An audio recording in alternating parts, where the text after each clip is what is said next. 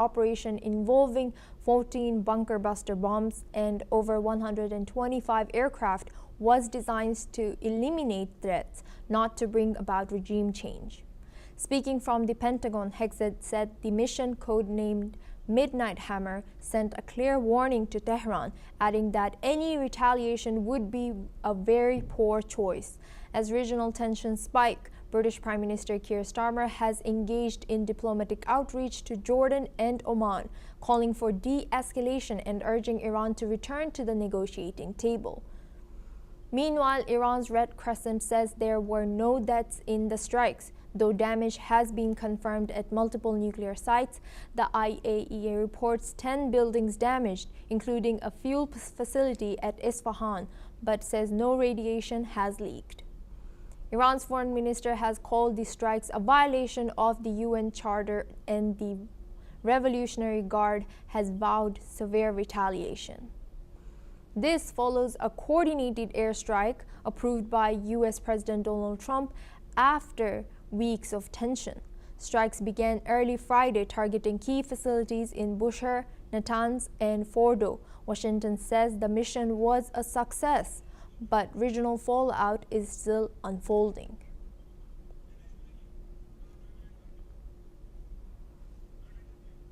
Iran has now threatened the closure of the Strait of Hormuz, one of the world's busiest oil shipment choke points. As the conflict in the Middle East intensifies, Iran's closure of the strait would mean almost 20 million barrels of crude oil being forced to take the longer way out, further straining supply chains and impacting global oil prices. Major shipping giant Maersk, meanwhile, has stated that ships continue to sail down the straits and that it is monitoring the current situation in the area closely. Now we have guests joining us for this discussion. Raymond Vickery, he's a former U.S. Assistant Secretary of Commerce. He's joining us live from Washington. And we have another guest, Zamir Abbas Jafari. He's a professor at Mustafa International University, joining us live from Iran. And we have guest Spencer Critchley. He's a communication strategist, joining us live from California, U.S. Thank you everybody for joining us today. Welcome to NewsX World. Spencer, isn't Operation Midnight Hammer proof that the U.S. is leaning more on military force than diplomatic leadership, especially when allies like the UK and EU are still urging dialogue? Yes, and I'm very concerned about this. As we should have learned by now, an early military success, which is entirely predictable in the case of the United States, deploying overwhelming force like this, can be extremely misleading. And I'm not at all confident in the Trump administration's either inclination or ability to think through strategically what happens next.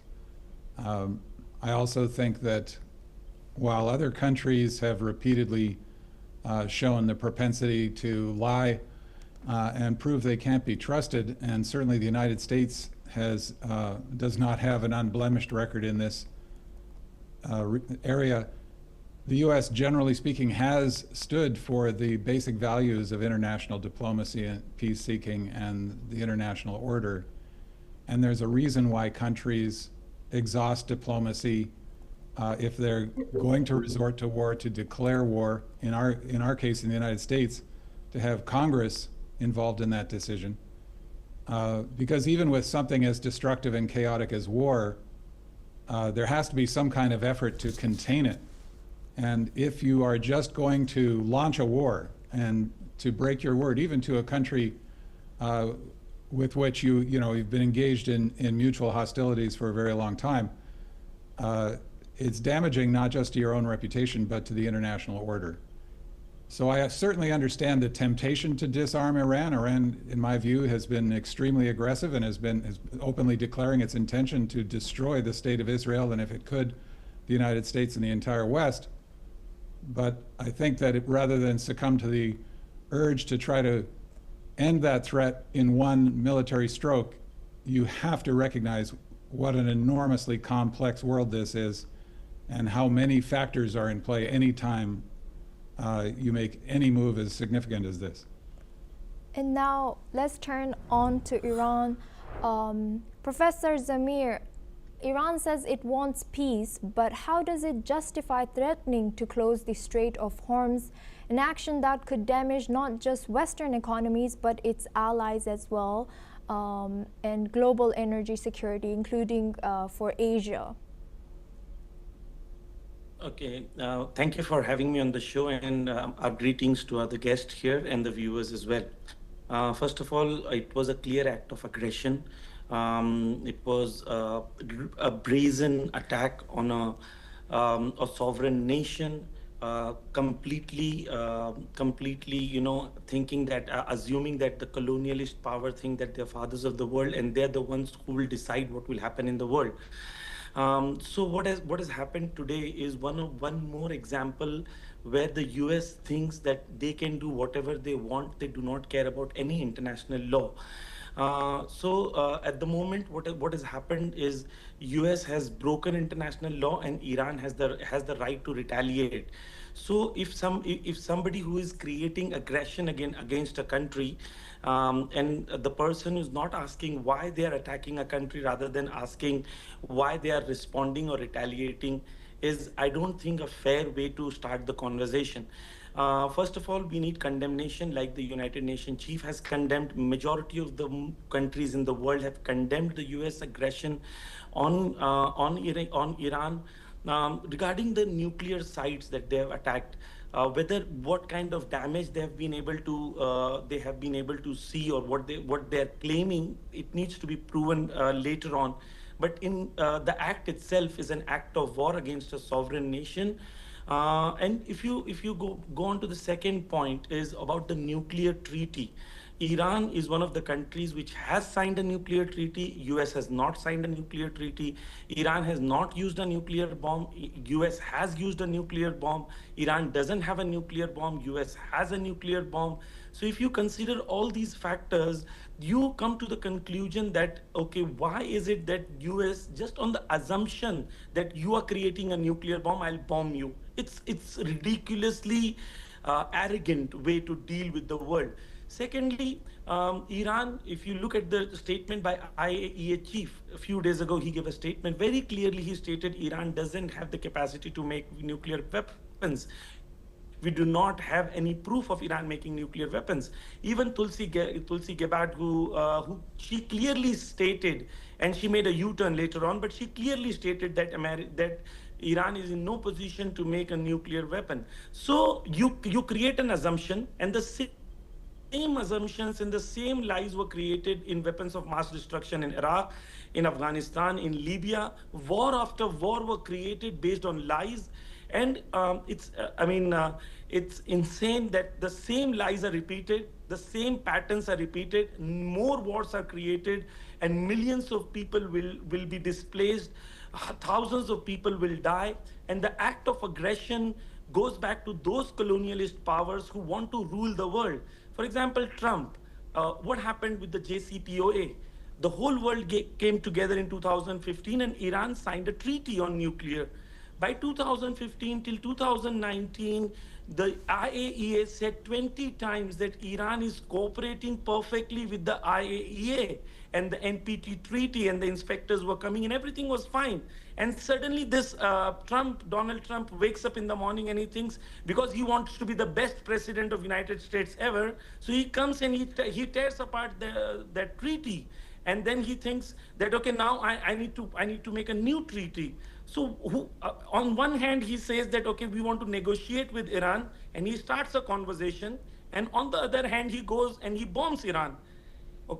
One day after the attack, he says, we were not involved.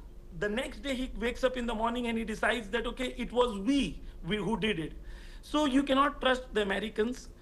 I mean, people have experience of more than decades that America is a colonialist, is an imperialist power. The only consistent policy that America has is to use the resources of other countries to ensure that they become the imperialist power of the world. The rest, everything changes, whether it's Obama or Trump or Biden, nothing changes.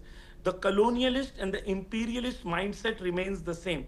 The problem with Iran is Iran does not submit to these colonialist and imperialist powers.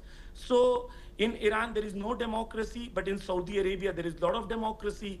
In Iran, there is problem. Women's rights are not there, but in Qatar and Saudi Arabia, there is a lot of things. So all these things, they've been exposed. The hypocrisy has been exposed. Iran is a country, by law, whatever has happened to Iran, it's against all international laws, and Iran has the morality right now to stand in front of the world and say whatever has happened to Iran, whatever has happened to Iran has been illegal, and clearly Iran has the right to respond, and make no mistake whether Iran will respond or not. Iran started to respond in the morning, and the response of Iran will be severe. That needs to be known. Just last 15 seconds, I'll say that the real issue of this war is not the nuclear treaty, because it's everybody knows. Even Ehud Barak, who is the former Prime Minister of Israel, in his interview he clearly stated that it is impossible by attacking few buildings and making sure some bombs are dropped on few buildings, the nuclear program can be disturbed. This is Ehud Barak, who's the former Israeli Prime Minister. So everybody knows this nuclear treaty is just an excuse.